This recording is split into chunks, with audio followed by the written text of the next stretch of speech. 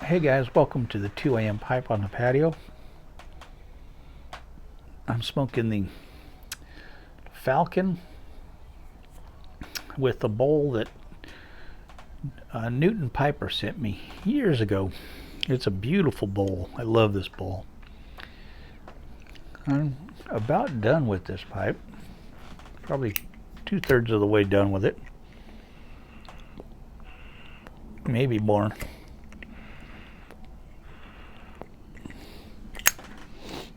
And I'm smoking Coniston cut plug. It's been a miserably humid day today. About 100% humidity. It's been raining and hot. I've been running around today and yesterday.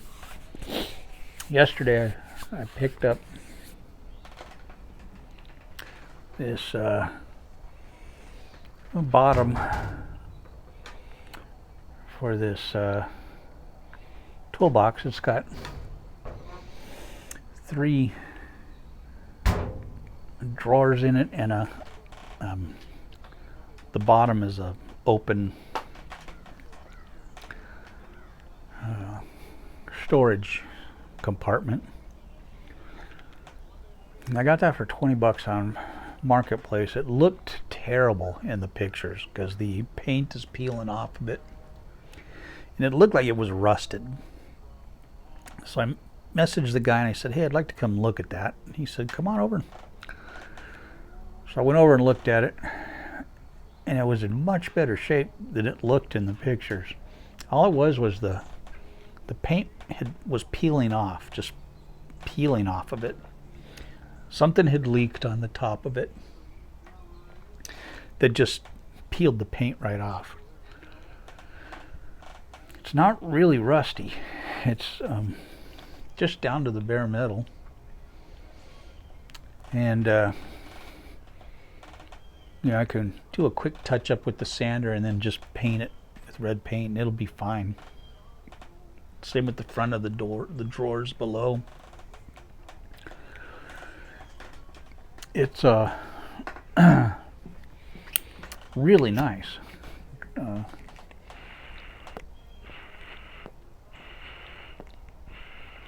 So the guy wanted 20 bucks for it, so I gave him 20 bucks. We loaded it into the back of the Honda Fit. It was a close fit. And I got it home, and I struggled to get it out of the Honda myself and put it on a little cart. Wheeled it in here, and it had some tools in it and some pieces of metal and stuff that I think the guy was a welder or something.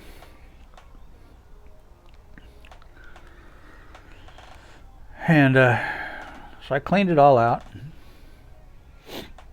kept the tools that I wanted, threw everything else that was in there that was just stuff away. Kept some of the metal because you never know when you're going to need metal. Kept all the nuts and bolts that were in it. Kept the tools that were tools, and so I never throw tools away.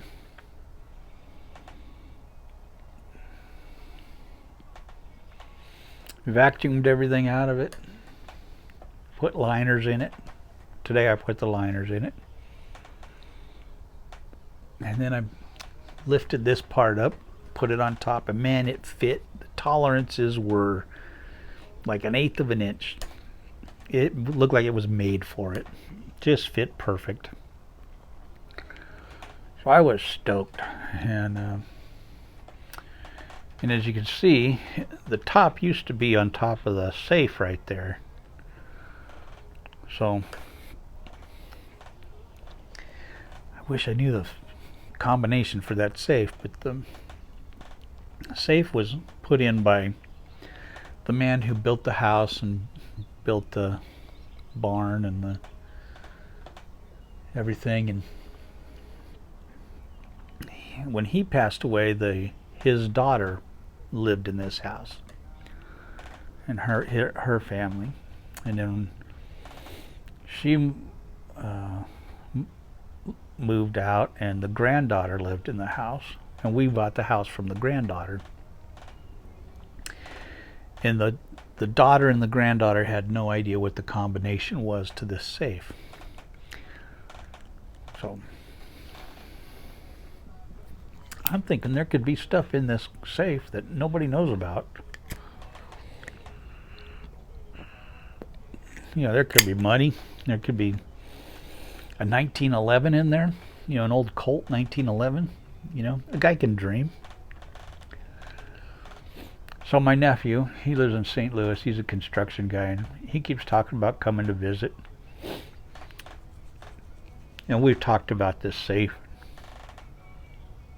And he says, when I come, I'm bringing some tools and we're opening up that safe. We're going to, you know, I'll bring a grinder and we'll grind that door open and we'll get in there and see what's in there. I said, let's do it. I want to get the door off, because even if there's nothing in there, I could use it for storage or something. You know, I could put bottles of stuff in there and oil or something in there. I can keep stuff in there, use it for storage. Right now it's good for nothing, you know. But I want to see what's in there. I wish I had the combination. I would love to have a safe. Not that I have anything that I could put in there. I've got nothing of value that I could put in there. The only thing I have of value is my guitars, and they won't fit in there. So, but this weekend I had put one of my guitar pedals. I had a Wampler slow distortion guitar pedal, and I put it on Marketplace for 150 bucks, and I wound up selling it for 125. So I had a little bit of playing money. So I bought this thing for 20, and my wife wanted to get a spreader to put down some stuff for ticks, because we get a lot of ticks around here. And so she was going to buy a push spreader, and I said, well, let me see if I can find a spreader that I can hook up to the back of the tractor. We can dump the stuff in that, and then I can just drive it up and down the grass and spread it out on that, and it'll be much easier to do it that way. So I found a spreader for $60 that you hook up to the tractor, and it just, you know, shoots out the whatever's in there. I can use it for fertilizer. I can use it for the cedar side for the ticks. I can use it for salt pellets when it snows for the driveway. Just drive up and down the driveway twice, and it'll cover the whole driveway. So that was a good little find, and it's in really good shape. And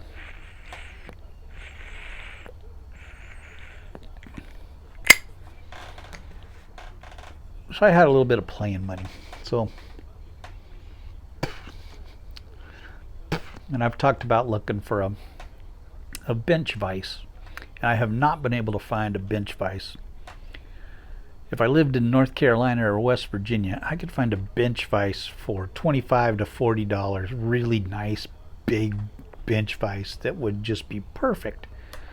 But here, the same bench vise is going for $100 to $200 here for some reason. If I can find one, find them all day long. North Carolina for $40, you know, or West Virginia for 25 to 40. And I just don't want to drive 200 miles to get a bench vise. And so I found a little pony clamp-on vise for $10 today, right here in Salem.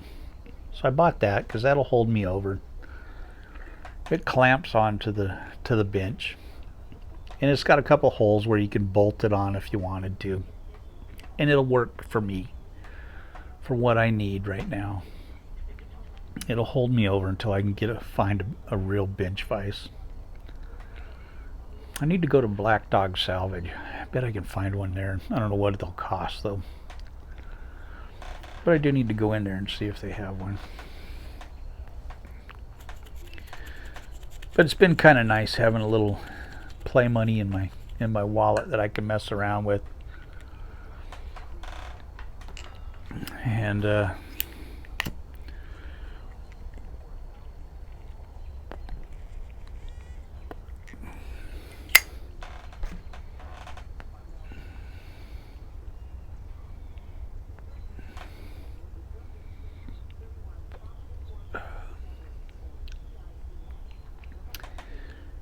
so that's been kind of fun.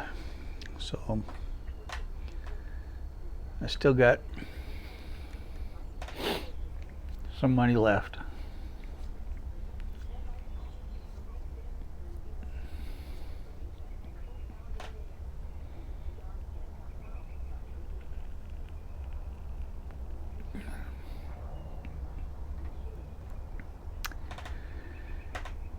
So I'm always looking for stuff, you know, I'm always looking for tools and stuff like that. I got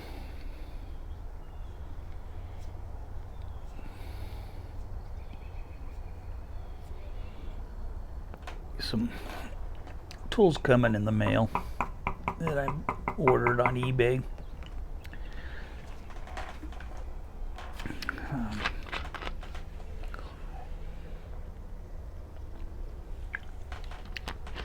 I picked up a lot of pliers and diagonal clippers, and I think there are about 12 different. I have the hardest time finding pliers when I need them. I don't know why. I've got 3 or 4 different pliers. I've got my Craftsman pliers in my other toolbox in the garage, but I have some diamond pliers that I keep in the hall closet. I have a magnetic strip in the hall closet with pliers, clippers, a hammer, screwdrivers, pipe wrench, everything you would need to do any kind of anything in the house. I've got a magnetic strip inside the hall closet door with one of each kind of tool that I would need, so I don't have to come out to the toolbox when I'm in the house. I've got one of everything. I've got a flathead Phillips. I've got a diagonal clippers, pliers. But whenever I'm out in the garage, out in this garage, I can never find pliers out here. So I bought a bunch of pliers. So I'll have pliers out here when I need them. And of course I bought that pair of pliers the other day. And but I want to have pliers. I want to have diagonal clippers. I want to have linesman's pliers. Everything that I might need, I want to have out here in this barn, so that when I'm out here, I don't need to go either to my other toolbox in the garage or into the house to get the tools I need. So I like having what I need in here, what I need in the garage when I'm working in the garage, and what I need in the house when I'm working in the house. So I don't need to go out. When I'm working, I want to have the tools I need where I am. And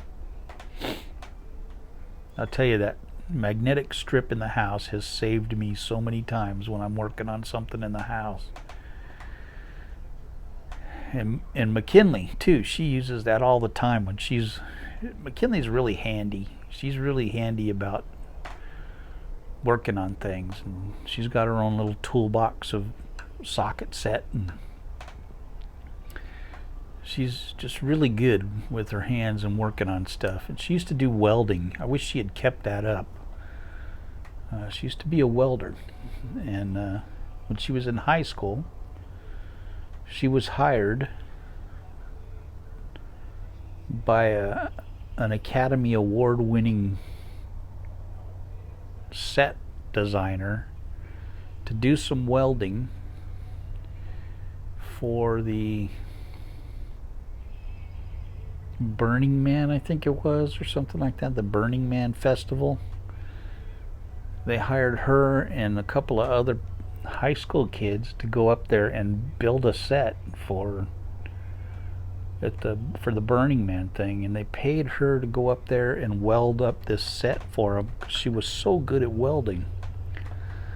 And I wish she had kept it up. I wish she had kept welding, but she just wasn't in love with it. She loved it in high school. She loved it, and she was good at it. But then when she finished high school, she just said, it's not something I want to do. And I'm just like, ugh. You could make such a good living being a welder. But she didn't want to do it. It just wasn't something she loved doing. And she's a teacher now, so she's doing all right.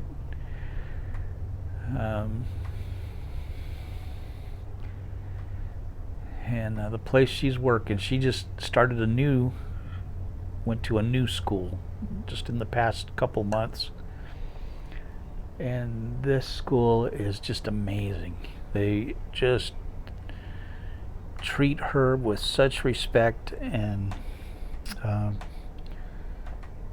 she got a huge bonus on her last check. They gave her a huge bonus. She's only been there a couple of months, and she got a huge bonus on her check.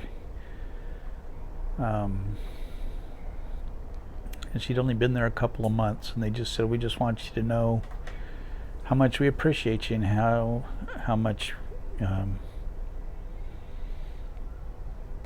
we appreciate what you do for us, and gave her this massive bonus. And in the previous school, it was not like that at all. And this is the school she's at is a non-profit, so they can't keep the money. If they have extra money, they can't keep it. And I don't know how these non-profit schools work, but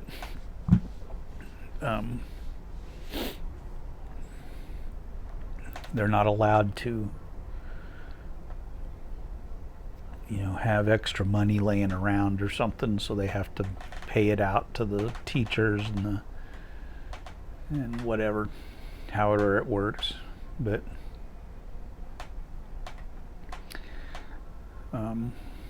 she got a bonus, and she just feels like, she said, I just feel so appreciated, and that's just such a great thing for anybody, anybody where you're working, to feel appreciated and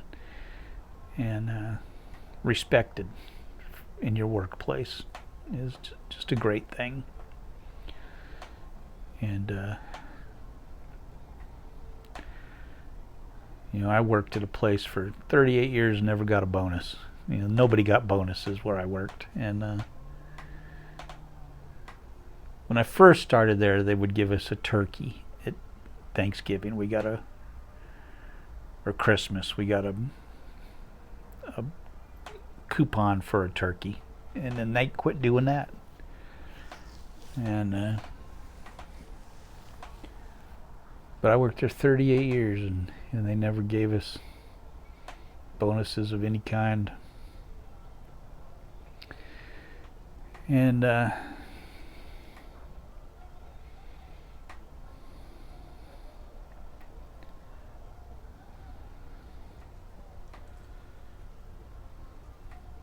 it makes a difference when you feel respected and appreciated.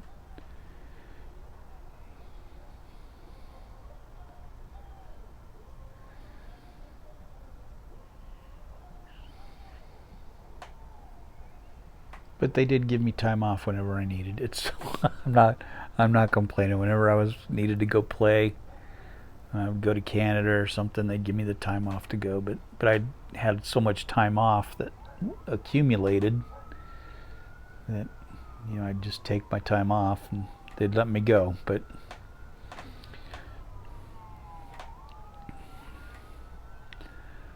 and if I didn't take it, I'd lose it, so they kind of had to give it to me. So but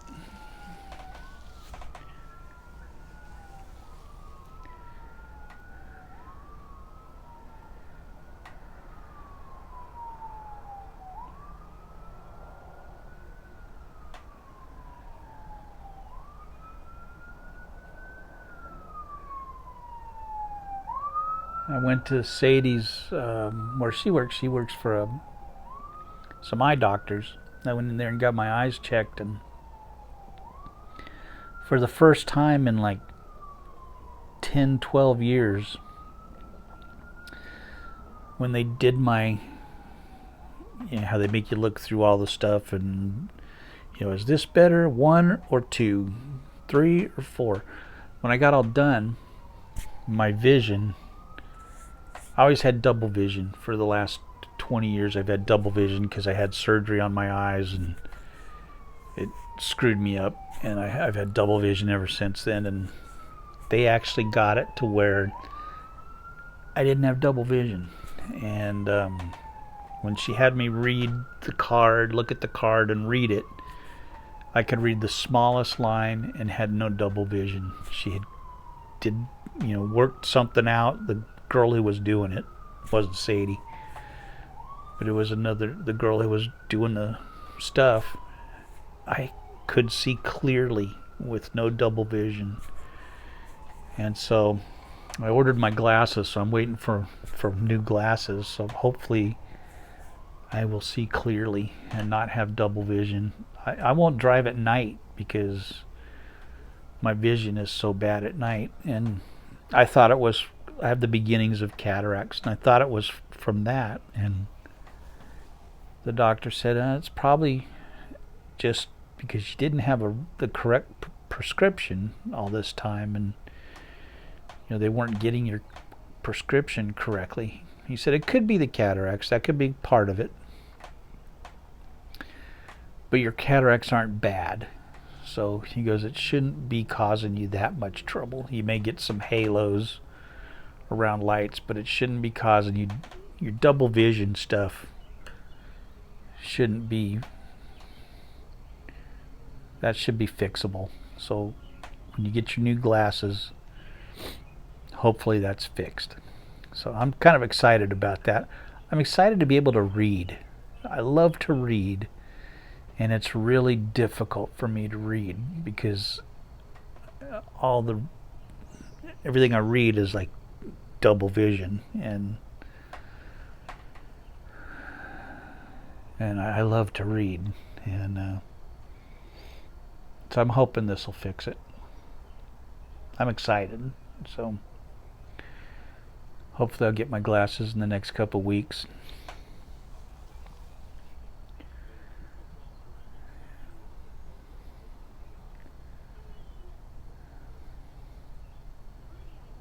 That's exciting to me.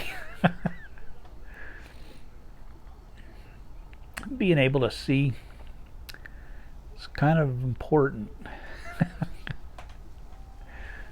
take it for granted. I used to love driving at night, taking long trips and driving at night, and I won't even get in the car and drive down to the store at night anymore. I'm so, my vision's so jacked up that it scares me to drive at night. So I'll be interested to see how this works. And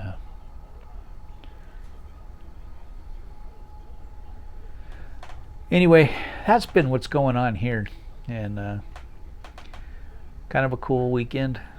I'm really happy right now. I'm just really happy right now. And hopefully in the next couple of weeks I'll have some really good news to tell you guys, and I'm looking forward to telling you guys this stuff. So I will catch y'all later. God bless y'all. Have a good one.